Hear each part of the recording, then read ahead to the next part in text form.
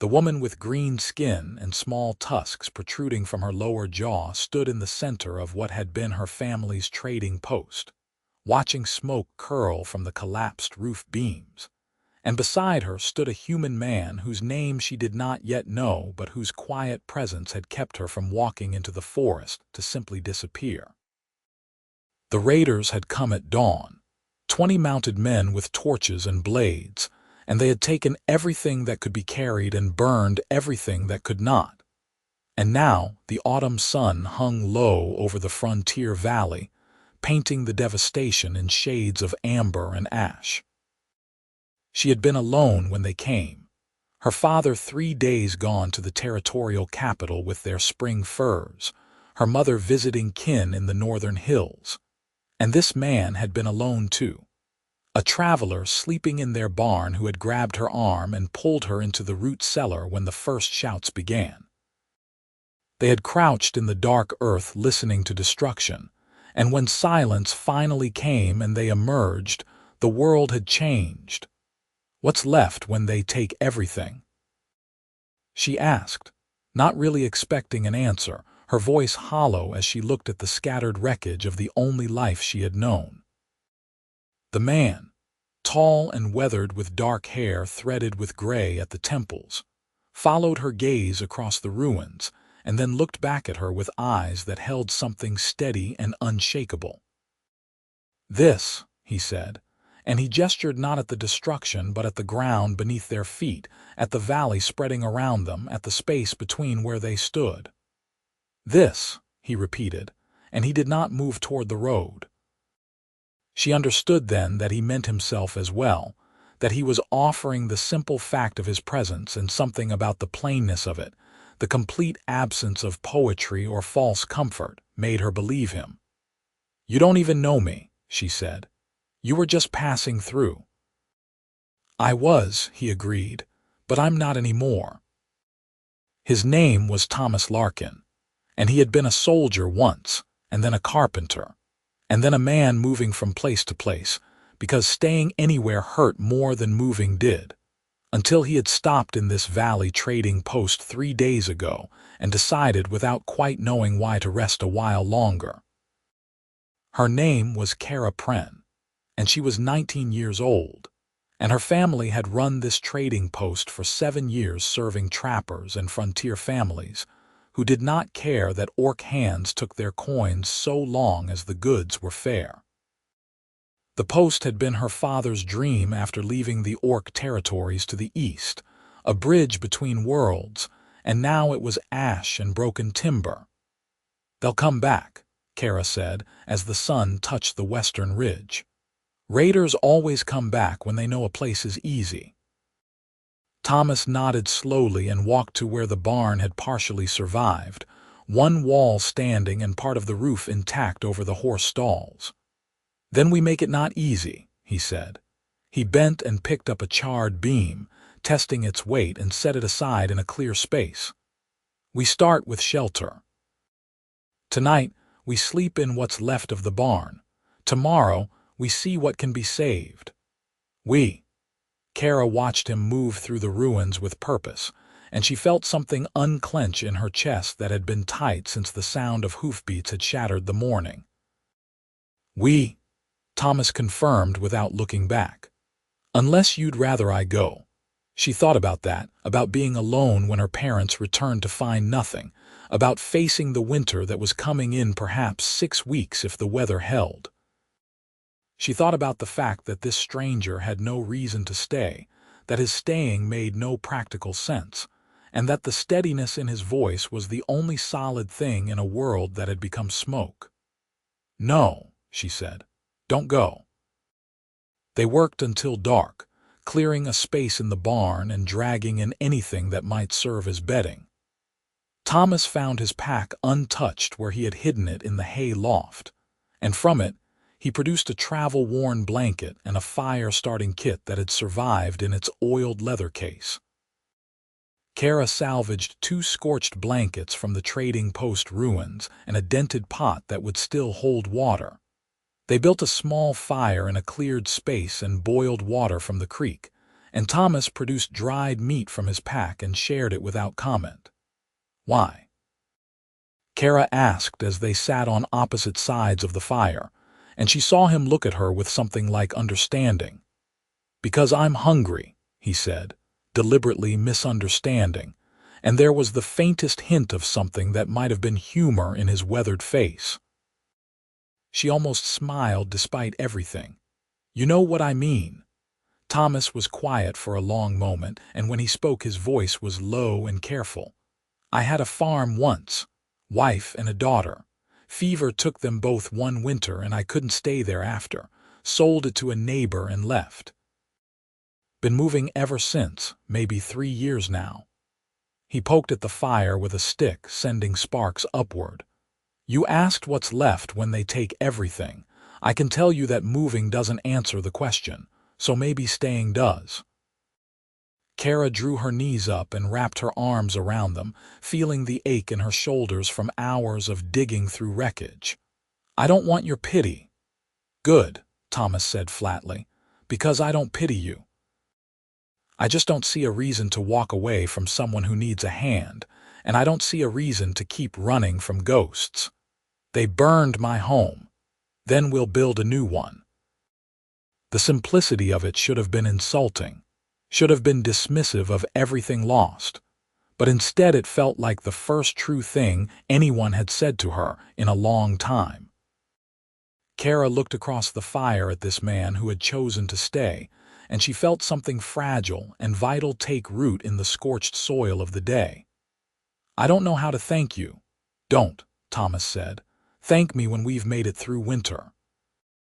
That night, Kerra lay wrapped in her scorched blankets on a pile of hay while Thomas took the first watch by the barn door, and she found herself believing that morning might come without more disaster, that there might be a path forward through the ash. The next days were labor. They worked from first light until dark fell, and Kerra learned that Thomas was a man who thought with his hands, who spoke little but communicated everything through action. He taught her without seeming to teach, showing her how to sort timber by what could be salvaged, how to test a beam for soundness, how to build a temporary shelter using the barn wall as one side and scavenged lumber for the rest. They constructed a lean-to extension that gave them a dry space to work and sleep, and Thomas built a proper fire pit with stones from the creek bed. "You know a lot about building," Kerra said on the third day as she watched him notch a support beam with practiced efficiency. "Carpentry," Thomas said. "Learned it from my father, used it in the army building fortifications, made my living at it for a few years after." He tested the notch and adjusted it with his hatchet. "Useful trade." "Why did you stop?" "Didn't stop. Just stopped staying anywhere long enough to take on big work." He lifted the beam into place and braced it. "Hold this." Kerra moved to support the timber and felt the weight of it press into her shoulder. She was strong, orc-built even if she was not large, and she took the weight without complaint. Thomas worked above her, securing the beam with wooden pegs he had shaped, and when it was solid he stepped back and nodded once. "Good," he said, and the single word felt like a volume of praise. They fell into a rhythm. Thomas would plan the work each morning, speaking little but making his intentions clear through gesture and example, and Kerra would follow his lead and add her own labor. She proved clever with her hands once she understood the patterns, and she was tireless in a way that Thomas noted with silent approval. By the end of the first week, they had a shelter that was actually weatherproof. A fire pit with a proper chimney hood constructed from salvaged iron, and a sorted pile of everything that could be recovered from the ruins. "We need supplies," Kerra said one evening as they ate a thin stew made from wild onions and a rabbit Thomas had snared. "Food for winter, tools to replace what burned, seeds for spring." "Your family," Thomas said. "When will they return?" "Father should be back within 2 weeks if the roads are good. Mother may be the same. They'll bring what they can," but she stopped, and Thomas saw the worry in her face. But they'll have lost the trading post, and that was their income. Yes. Thomas set down his bowl and looked at her directly. I have some money, not much, but enough to get us through if we're careful. We can go to the settlement at Bridger's Ford tomorrow, get what we need. I can't ask you to spend your money on this. You didn't ask, Thomas said. I offered. There's a difference. Kerra felt something warm and complicated move through her chest, and she realized that she was beginning to rely on this quiet man, that his steadiness had become necessary to her in a way that frightened her a little. Thomas, she said, and then she did not know how to continue. He waited, and when she did not speak, he simply nodded as if she had said everything needful. We'll leave at dawn, he said. It's a half-day's walk. Bridger's Ford was a frontier settlement of perhaps 40 buildings clustered around a shallow crossing of the Clearwater River. And when Thomas and Kerra walked down the main track in the mid-morning sun, Kerra felt the weight of eyes on her green skin and tusks. She was used to it, had lived with it all her life, but after days alone with Thomas, who looked at her like she was simply a person, the stares felt heavier than before. Thomas noticed and moved a half-step closer, not touching her but making his presence clear. They went to the general store, and the proprietor, a sharp-faced woman named Agnes Holt, looked at Kerra with open suspicion. We need supplies, Thomas said before Agnes could speak. Tools, food stores, seed for spring planting. Agnes looked between them, her expression calculating. You got coin, Thomas set a small leather purse on the counter. Enough, and we'll pay fair price, not inflated. Something in his voice, some edge of command from his soldier days, made Agnes pause. She opened the purse and counted the coins, and then she looked at Kerra again. Heard the Pren place got raided. That was your family's post. It was, Kerra said, keeping her voice level. We're rebuilding. We, Agnes raised an eyebrow. We, Thomas confirmed. He pulled a list from his pocket written in Kerra's careful hand. This is what we need. Can you supply it? Agnes read the list and then looked at them both with something that might have been respect or might have been simple greed. I can supply most of it. Some things I'll have to order from downriver. Won't be here for 2 weeks. We'll take what you have now and come back for the rest, Thomas said. They spent an hour selecting supplies, and Kerra was quietly amazed at how Thomas negotiated, firm but not aggressive, willing to walk away when Agnes pushed too hard on price, and ultimately getting a fair deal. They left with packs heavy with flour, salt, dried beans, a new axe head, a saw, and various small tools. Thomas also purchased a length of good rope and a thick wool blanket that he handed to Kerra without explanation. For the cold nights coming, he said when she looked at him questioningly. On the walk back, Kerra said, You spent almost everything, didn't you? Enough to matter, Thomas agreed. Money's only useful if you spend it on things that need doing. I'll pay you back. When Father returns, when we have something to trade, Kerra, Thomas said, and his voice was gentle but firm. Stop. We're building something. That means it's ours, both of us. Your father returns and helps, then it's his too. Your mother the same. But right now it's us, and we don't keep accounts between us. She was quiet for a while, adjusting to this idea, and then she said, You're a strange man, Thomas Larkin. So I've been told, he said, and there was that ghost of humor again. That night, as they sat by their fire and organized their new supplies, Kerra found herself watching Thomas when he was not looking. He was not young, perhaps 40 or a few years more, and his face was lined in ways that spoke of sun and hardship. But there was something solid about him, something that made her feel safer than she had since the morning of the raid. She thought about the fact that he had lost his family, that he carried that grief like a stone in his pocket. And she thought about the fact that he had chosen to set that stone down here, in her devastated trading post, and help her build something new. "Thomas," she said, and he looked up from the rope he was coiling. "I'm glad you stayed." He held her gaze for a moment, and she saw something move behind his eyes, something warm and carefully guarded. "So am I," he said quietly. The days turned into weeks, and they worked with the urgency of people racing against winter. Thomas proved to be a skilled builder, and under his guidance they raised a small cabin on the foundation of the old trading post main building. It was simple, one room with a sleeping loft and a stone fireplace that Thomas built with river rock and clay mortar, but it was solid and tight against the weather.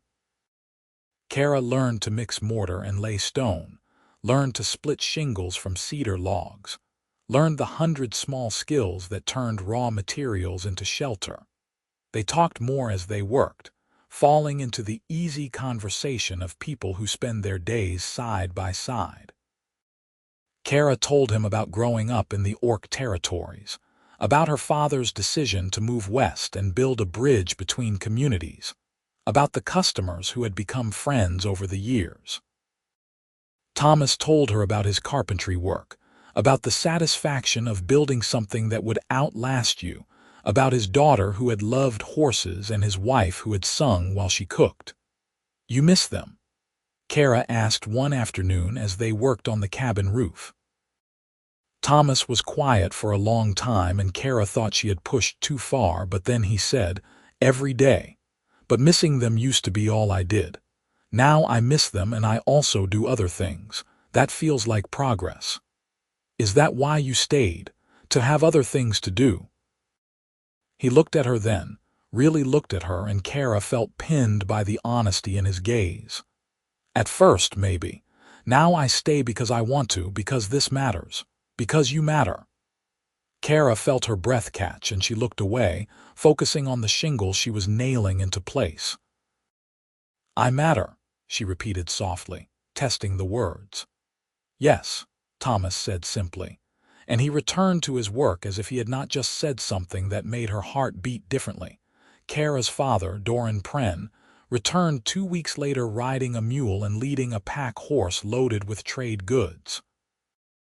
He came up the valley track in the late afternoon and stopped at the edge of what had been his trading post, staring at the new cabin that stood where Ash had been. Kerra ran to him, and he slid from the mule and embraced her hard enough to lift her from her feet. "I heard from travelers," Doran said, his voice thick. "They said the post was burned, that you might be—" He stopped and held her at arm's length, looking at her face. "You're well." "I'm well," Kerra said. "Father, this is Thomas Larkin. He was here when the raiders came. He stayed and helped me rebuild." Doran turned to Thomas, who had approached and now stood a respectful distance away. Doran was broad-shouldered and graying, a former warrior turned merchant, and his eyes were sharp as he assessed the human man. "You stayed," he said. "I did," Thomas confirmed. "Why?" Thomas met Doran's gaze steadily. "Because it was the right thing to do, and because I wanted to." Doran looked between them, and Kerra saw her father take in the new cabin, the organized work site, the evidence of sustained labor. Then he looked at his daughter's face, and whatever he saw there made his expression soften. "Then you have my thanks, Thomas Larkin, and my debt." "No debt," Thomas said. "Just a partnership, if you'll have it." Doran was quiet for a moment, and then he nodded slowly. "I'll have it. Come, show me what you've built." They spent the evening bringing Doran up to date, and Kerra watched her father and Thomas talk with a growing sense of rightness. Doran had brought valuable trade goods and coin from his trip, enough to secure them through winter and into spring, and he approved of everything Thomas had done. That night as they sat around the fire, Doran said, "My wife returns in 3 days. We'll need to expand the cabin before snow falls." "I've been planning for that," Thomas said, and he sketched in the dirt with a stick, showing how they could add 2 rooms to the current structure. "If we work together, we can have it done in 2 weeks. "Then we work together," Doran said. He looked at Thomas with something like respect. You know your trade." "I do," Thomas agreed. Kerra's mother, Shara Pren, returned with her sister and 3 nephews, all of them shocked by the raid but relieved to find building instead of grief. The family threw themselves into the work, and with more hands the cabin grew quickly. Thomas directed the construction with quiet authority, and Kerra found herself working beside him more often than not, their movements synchronized by weeks of partnership. One morning as they worked on the interior walls, Shara pulled Kerra aside. "This man," she said quietly, "Thomas. He cares for you." Kerra felt her face warm. "He's been very kind." "Kind," Shara repeated, and there was something knowing in her smile. "Daughter, I have eyes, and you care for him too." Kerra stopped, unsure how to explain what she felt, this growing certainty that Thomas had become essential to her, that his presence was the thing she looked for first on waking and last before sleep. "I don't know what I feel." "Then take time to learn," Shara said gently. "But don't lie to yourself about it. I see how you watch him. I see how he watches you when he thinks no one notices." Kerra thought about that conversation as the days passed, and the cabin took its final shape. She thought about it when Thomas showed her how to plane a board smooth, standing close behind her to guide her hands on the tool. She thought about it when they sat by the fire in the evening, and their shoulders touched and neither of them moved away. She thought about it when she woke one morning to find Thomas already up and working, and the first thing she felt was a warm certainty that he would be there. The cabin was finished 2 weeks before the first snow, and it was a good building, solid and generous with space for the family and storage for trade goods. Doran declared that they would reopen the trading post in spring, and in the meantime, they would prepare and survive the winter. Thomas had become part of the family by then, taking meals with them and working alongside Doran on various projects. And if anyone in the family questioned the growing closeness between him and Kerra, they said nothing. The first snow came in early November, a light dusting that made the valley beautiful and reminded them all that the hard season was beginning. They were ready, the cabin warm and well-stocked, the barn repaired and housing the animals, a full woodshed promising heat through the coldest months. It should have been a time of satisfaction, of rest after hard labor, but 3 days after the first snow, riders came.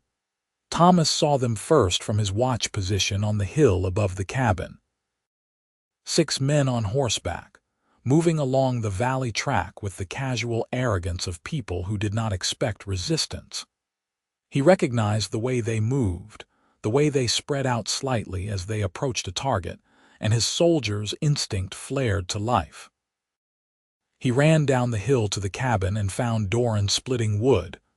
"Riders coming," Thomas said tersely. 6 of them, and they move like raiders." Doran's face went hard.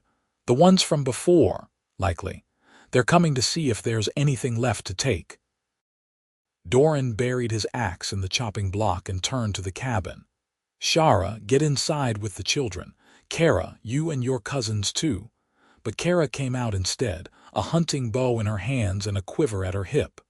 "No," she said flatly. "They burned our home once. I'm not hiding while they try again." Thomas looked at her and saw the steel in her face, and he made a decision. "Then we make a stand. Doran, can you shoot?" "Well enough," Doran said. "Get your bow.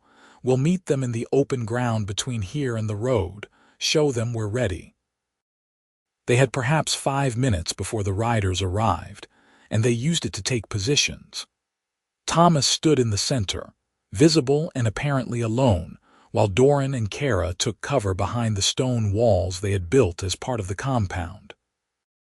Thomas had his knife and a heavy staff he had cut from ash wood, and he held himself like a man who knew how to use them. The riders came into view and slowed when they saw Thomas standing in their path. The leader, a scarred man on a gray horse, walked his mount forward and looked down at Thomas with something like amusement. You're in our way, the raider said. Your way to where? Thomas asked calmly. To that cabin. We cleared this place out a month back, and we've come to see if anything's grown back. The raider grinned, showing broken teeth. Move aside if you don't want to get hurt. No, Thomas said simply. The raider's grin faded. No, no, this land is claimed and defended. You turn around and ride out, or we make you. The raider laughed, and his men moved closer, but Thomas saw the moment when the man's eyes found Doran rising from behind the wall with a drawn bow, and then Kerra doing the same from the opposite side. We, the raider said, and his voice had lost its amusement. We, Thomas confirmed. You're outnumbered and outpositioned. My friends behind those walls can put arrows through you before you clear your weapons. So I'll say it again. Turn around and ride out. The raider's hand moved toward his sword, and Kerra's arrow took him through the shoulder before the blade cleared the scabbard. He screamed and fell from his horse, and the other riders scattered, two of them spurring hard back the way they had come. Thomas moved before the remaining men could recover, his staff cracking across the knee of the nearest raider and dropping him from his horse. Doran's arrow caught another in the thigh, and suddenly it was chaos, horses wheeling and men shouting. It was over in moments. 3 raiders fleeing up the valley track, one on the ground clutching his knee and sobbing, and the leader sitting in the dirt with Kerra's arrow through his shoulder, his face gray with shock. Thomas stood over him and said, "You came back to the wrong place. We're not soft and we're not alone, and if you or your friends come this way again, we'll kill you. Do you understand?" The raider nodded, his cockiness gone. "Good. Now get on your horse and ride out and take your friend with you. If I see you again, I won't talk first." They bound the raiders' wounds enough that they would not bleed out on the road, and then they sent them away, 2 broken men on horses, their arrogance shattered. Thomas watched them go and then turned to find Kerra standing beside him, her bow still strung, her face fierce. "You shot him," Thomas said.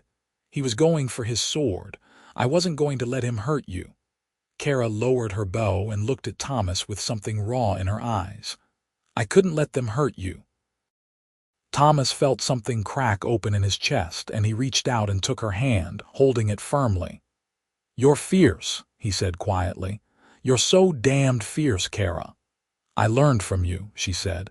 "You stayed when anyone else would have run. You stood in front of 6 men with just a stick. You're the fierce one." "Then we're both fierce," Thomas said, and he smiled at her, a real smile that lit his weathered face. Kerra smiled back, and then she laughed, a breathless sound of relief and adrenaline, and Thomas laughed with her, and Doran came and clapped them both on the shoulders. "We did it," Doran said. "We defended our home." "We did," Thomas agreed, and he looked around at the cabin and the valley and felt something settle in his heart. This was his home now. This was where he stayed. Winter came in earnest after that, and the valley locked down under snow and ice. The Pren family and Thomas settled into the rhythm of a frontier winter, working on indoor tasks and venturing out only for necessary chores. Thomas and Kerra spent long hours together, sitting by the fire working on small projects, talking about everything and nothing, learning each other in the way of people who have time and proximity and growing affection. "Tell me about your daughter," Kerra said one evening as they sat repairing harness leather. Thomas was quiet, and Kerra thought she had pushed too far again, but then he began to speak. "Her name was Emma. She was 7 when she died. She looked like her mother, dark hair and serious eyes, but she laughed like sunlight. She used to follow me everywhere, asking questions about everything I did, wanting to help even when help meant making the work take twice as long." He paused, and his hand stilled on the leather. "I miss her every day, but I can talk about her now without feeling like I'm drowning. That's new." "I'm glad you can talk about her," Kerra said softly. She sounds wonderful. She was. Thomas looked at Kerra, and his expression was open in a way she had rarely seen. You remind me of her sometimes. The way you ask questions, the way you throw yourself into learning something new, the determination. Is that why you stayed? Because I reminded you of her. No, Thomas said immediately. At first I stayed because it was the right thing to do. Now I stay because I can't imagine being anywhere else. Because you're not my daughter, Kerra. You're something else entirely, something I didn't expect to find again. Kerra set down the leather she was working on and looked at him directly. What am I to you? Thomas held her gaze, and she saw him weighing his words, deciding how much truth to speak. You're the reason I stopped running, he said finally. You're the reason I care about tomorrow again. You're someone I admire and respect, and he stopped, and Kerra saw something almost like fear in his face. And, she prompted gently. And I love, Thomas finished quietly. I didn't mean to, I didn't plan it, but I love you, Kerra, and I don't know what to do with that. Kerra felt her heart beat hard against her ribs, and she realized that she had been waiting to hear those words, that she had been feeling them herself for weeks now without naming the feeling. You don't have to do anything with it, she said. Just let it be true. Because I love you too, Thomas. I think I started loving you the day you said this and stayed. Thomas reached out and cupped her face with his work-roughened hand, and Kerra leaned into the touch. I'm older than you, he said. I'm scarred and broken in ways that might never fully heal. I have ghosts. We all have ghosts, Kerra said. And I don't care about your age or your scars. I care that you're kind and strong and that you stayed when no one else would have. I care that you look at me like I'm valuable, like I matter. I care that you taught me how to build a home out of ashes. Thomas leaned forward and kissed her then, gentle and careful, and Kerra kissed him back and felt the rightness of it sing through her bones. When they parted, both of them were smiling, and Thomas said, What do we tell your parents? The truth, Kerra said. That we love each other and want to build a life together. Father already knows. Mother too, I think. They'll accept it. My parents crossed territories to build a bridge between communities. They're not going to object to their daughter loving a good man, human or not. Kerra took his hand and laced her fingers with his. But even if they did, I would choose you. You stayed when I had nothing. That means everything. They told her parents the next day, and as Kerra had predicted, there was no objection. Doran looked at Thomas and said, I knew this was coming. You have my blessing, and I'll be proud to call you son. Shara embraced them both and welcomed Thomas into the family formally, and Kerra felt the last piece of her broken world settle into place. The winter was hard but not unbearable, and the family weathered it together with the strength of people who have rebuilt from nothing. Thomas and Kerra talked about marriage and decided to wait until spring, wanting to speak their vows in the green season rather than the frozen one. They shared a room in the cabin now, and Kerra fell asleep each night with Thomas's arm around her and woke each morning to his quiet presence, and she thought that she had never been so happy.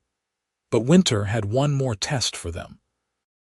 In late February, when the snow was still deep but the days were beginning to lengthen, a hard cold settled over the valley, the kind that made the air crack and the trees split from frost. The cabin was warm, but the barn was not, and on the third night of deep cold, one of the horses took sick. Thomas went out in the dark to check on the animal and did not return. Kerra woke an hour later and realized he was gone, and she dressed quickly and went out into the vicious cold to find him. He was in the barn, lying in the straw beside the sick horse, and when Kerra reached him she realized with horror that he was barely conscious, shaking with cold, his lips blue. Foolish man, she said, and she pulled him upright and draped his arm over her shoulders. Father, help me. They got Thomas into the cabin and by the fire, and Shara worked on him with hot stones and blankets while Doran checked the horse and found it recovering. The crisis passed. Thomas had stayed in the barn too long trying to save the animal, and he had nearly frozen for it. It took hours for him to fully warm, and when he could speak again, Kerra was sitting beside him holding his hand and trying not to cry. "You could have died," she said fiercely. "Over a horse." "Had to try," Thomas said, his voice rough. "That horse is our livelihood, couldn't just let it go." "I would rather lose the horse than lose you," Kerra said, and her voice broke. "Don't you understand that? You matter more than anything else. You matter more than the cabin or the trading post or any of it. You're what's left when they take everything, Thomas. You're what I can't lose." Thomas looked at her, and she saw understanding and something like wonder in his face. "I'm what's left," he repeated softly. "Yes, so don't you dare risk yourself like that again. Promise me." "I promise," Thomas said, and he pulled her down to rest her head on his shoulder. "I promise, Kerra. I'm not going anywhere." He recovered over the next few days, and the deep cold broke, and winter began its slow retreat. By March the snow was melting and the first signs of spring appeared, and the family began planning for the reopening of the trading post. Word had spread during the winter that the Pren place was rebuilt and defended, and travelers began stopping again, cautious at first but increasingly confident as they saw the strong buildings and the prosperity. Thomas and Kerra were married in April on a morning of clear skies and birdsong. The ceremony was simple, conducted by Doran according to Orc tradition with Shara's sister and her family as witnesses, and Thomas spoke his vows in a steady voice that carried across the valley. "I vow to stay," he said. "I vow to build with you and defend what we build. I vow to love you all my days and to be the ground you stand on when the world shakes." Kerra spoke her vows with tears on her cheeks and her hand firm in his. "I vow to stand with you," she said. "I vow to be fierce and loyal and true. I vow to love you with everything I am, and to remind you every day that you're what's left when everything else is taken." They exchanged rings that Thomas had made from salvaged silver, simple bands engraved with their initials, and when Doran pronounced them married, Thomas kissed his wife and felt the last of his ghosts lay down their burden. The trading post reopened in May, and it prospered beyond expectations. Travelers spread word that the Pren family had rebuilt after a devastating raid, that they had defended their home and welcomed all who came in peace, and that the human man who had married the Orc daughter was a skilled carpenter available for trade work. Business flowed in, and by midsummer they had expanded again, building a proper trading hall and additional guest quarters. But the greatest test came in late June when a wagon train of settlers arrived, families looking for land to claim in the valley. They were frontier people, hard-working and desperate for a fresh start, and they asked Doran about available land. Doran brought them to Thomas and Kerra, and Thomas looked at the tired, hopeful faces and saw himself months before, standing in the ashes of someone else's disaster. "There's land here," Thomas said. "More than we can work ourselves. If you're willing to build and defend it together, we'll welcome you. We'll help you get started, share what we know, and stand together if trouble comes." The settlers, 7 families in all, accepted, and they spent the summer building homesteads in the valley under Thomas's guidance.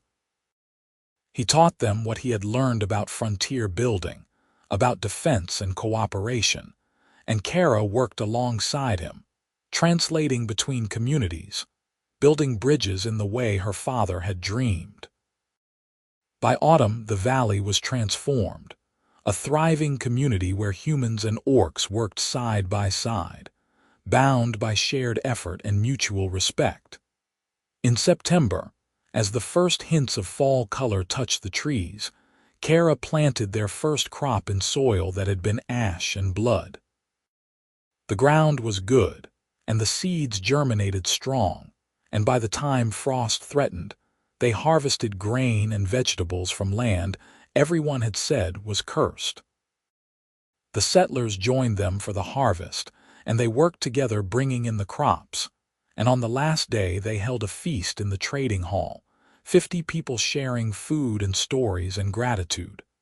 Thomas stood and raised his cup, and the room quieted. "A year ago," he said, "this place was ashes. Nothing was left except the ground and the will to stay. We rebuilt because we believed something good could grow here, even when everyone said it was cursed. You all came because you believed it too, so here's to staying, here's to building. Here's to proving that what's left when they take everything is enough." Kerra stood beside him and raised her own cup. "Here's to what's left," she echoed, "and here's to the man who stayed and taught me that enough is everything." They drank, and the room erupted in cheers and laughter, and Thomas pulled Kerra close and kissed her temple. "Do you have any regrets?" she started to ask, and then she stopped and changed the question. "Are you happy?" "More than I ever thought I would be again," Thomas said quietly. "This is home, your home, and I'm not running any more." "Good," Kerra said, and she smiled at him with all the fierce love in her heart, "because I'm not letting you go." The winter that followed was easier than the first, and the valley community pulled together to weather it.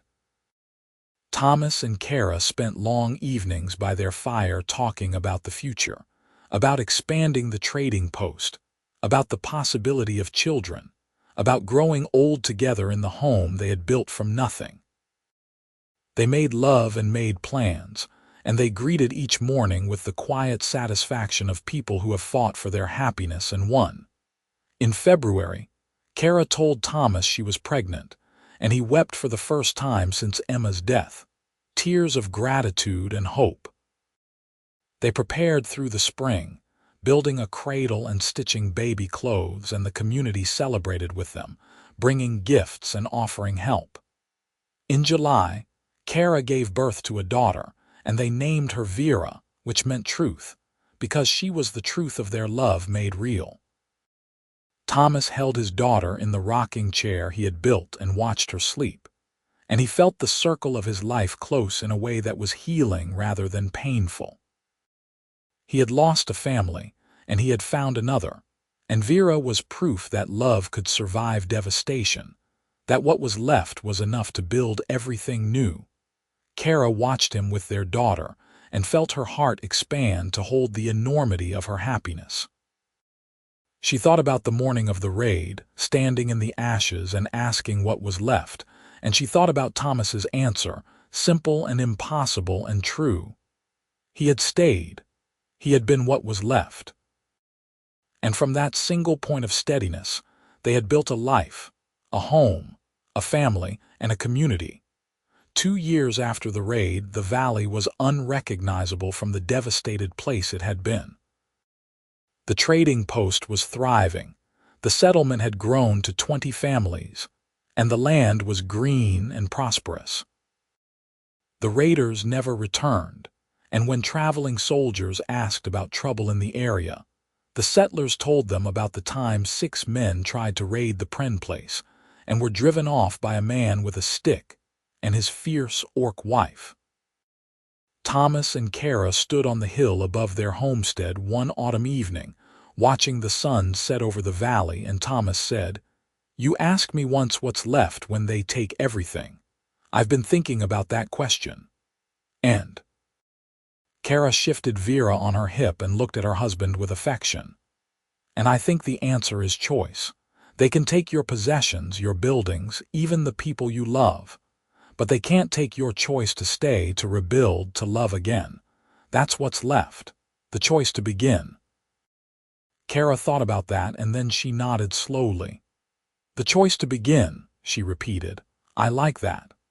"I stayed because I chose to," Thomas said. "And every day since, I've chosen to stay. That's what love is, I think. The daily choice to stay and build and be present." "Then I choose you," Kerra said. "Every day, every moment, I choose this life we built." Thomas kissed her, gentle and deep, and Vera made a happy sound between them, and they stood on their hill watching the light fade over their valley, their home, the place where staying had been enough to create everything. 5 years after the raid, Kerra gave birth to their son, and they named him Victor, which meant conqueror, because they had conquered their past and built their future. Thomas was graying now, lines deepening in his face, but he moved with the vigor of a man who had found his purpose, and he taught his children with the patience he had shown Kerra in those early days of rebuilding. 10 years after the raid, the valley settlement had a name, Haven Ford, and it had a council of which Thomas and Kerra were members. They had built a school and a meeting hall, and travelers came from far territories to see the place where humans and orcs had built a thriving community together.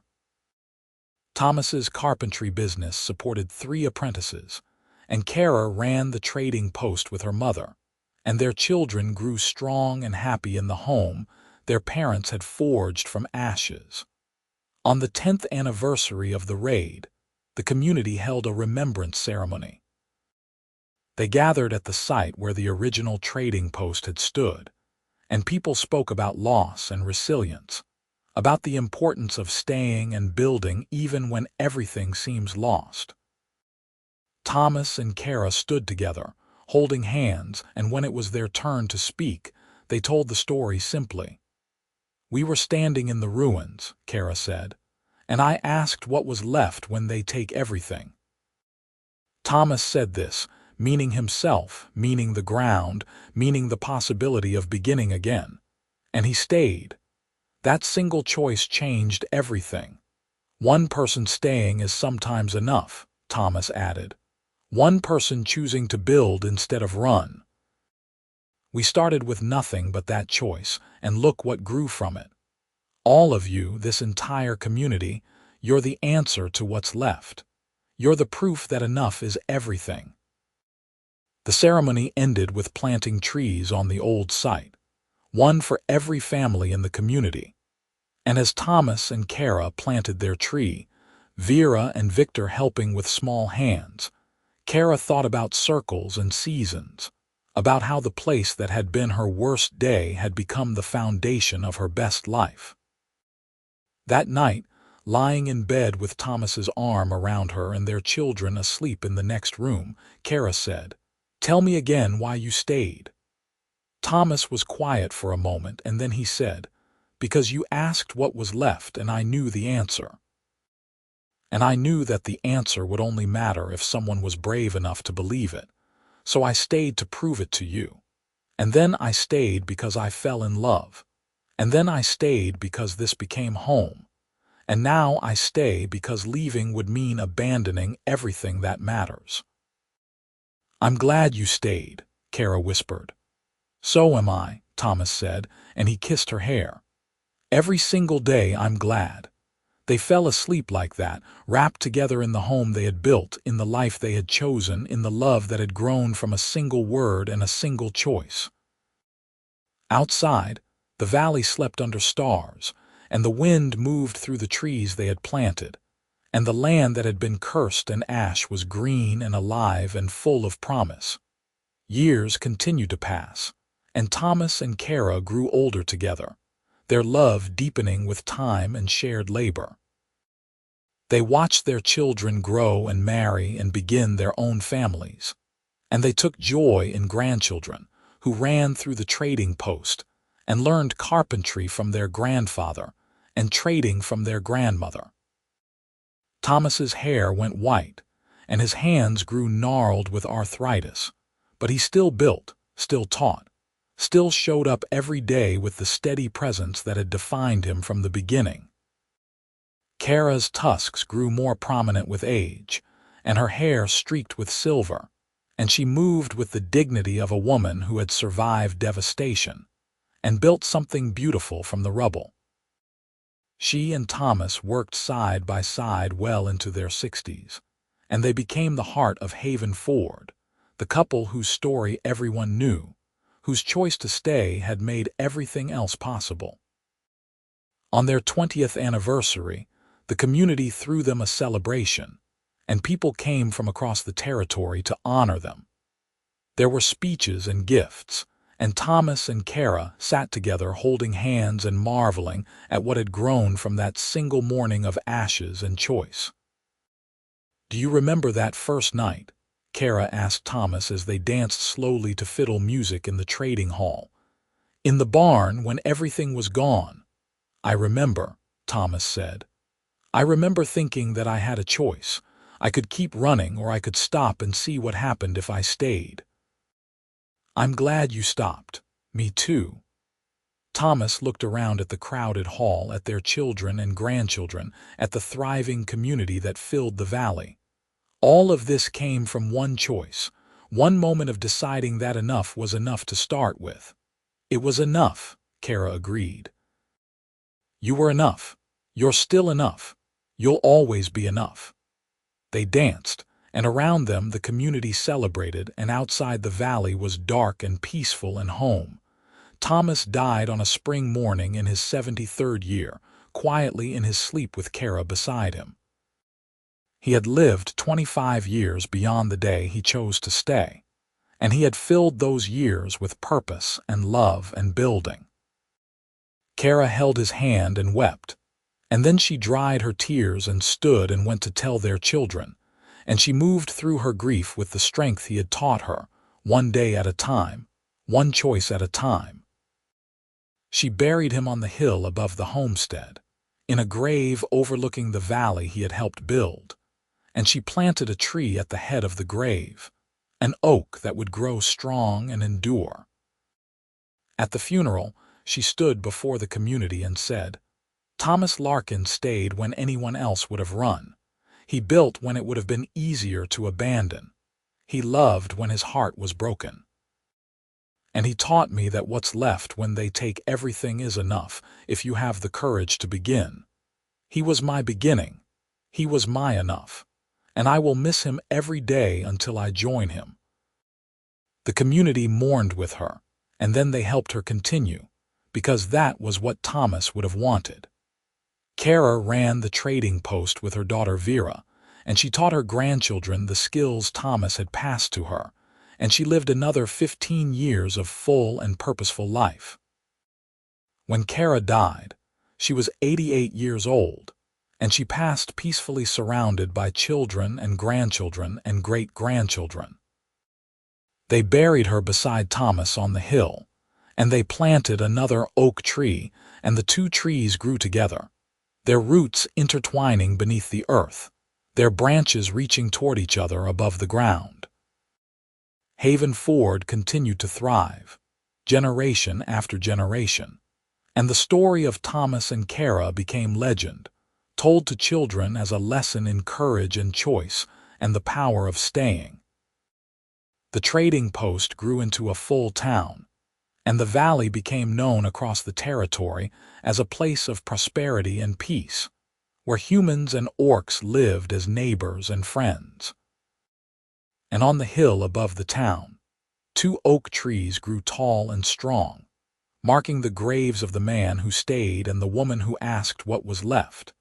And travelers would stop there sometimes and read the simple stone markers that said only their names and the dates of their lives, and they would wonder at the love that had built a community from ashes, at the choice that had changed a valley, at the truth that enough is everything if you stay to build it. The end of their mortal story was not an ending at all, but a transformation into legacy, into the bones of a place, into the proof that one person staying can be the start of everything. Their great-great-grandchildren would walk the streets of Haven Ford and see their influence in every building, in the community's values of cooperation and resilience, in the knowledge that what's left when they take everything is choice, is courage, is the simple decision to stay and see what can be built. And if you went to Haven Ford even now, decades after Kerra's death, and asked about the 2 trees on the hill, any child could tell you the story. They would tell you about the morning of ashes, about the question and the answer, about the man who stayed and the woman who asked. They would tell you about the cabin built from ruins, about the raiders driven off, about the community that grew from a single choice. And they would tell you that love is not just feeling but action, not just beginning but staying, not just promise but the daily choice to show up and build and be present. They would tell you that Thomas and Kerra proved that what's left is enough, that the ground beneath your feet and the person beside you and the choice to begin are all you need to build everything. The story ended as all good stories do, with legacy and love and the proof that courage matters, that staying matters, that the choice to build instead of run can change everything. Thomas had said this and stayed, and from that single word and single choice, an entire community had grown, and love had proved stronger than devastation, and enough had become everything. On the hill, the two oak trees grew together, and their roots held the earth, and their branches sheltered travelers, and they stood as testimony to a simple truth, that what's left when they take everything is the chance to begin. And sometimes beginning is the bravest thing you can do, and sometimes staying is the greatest act of love, and sometimes enough is exactly everything you need.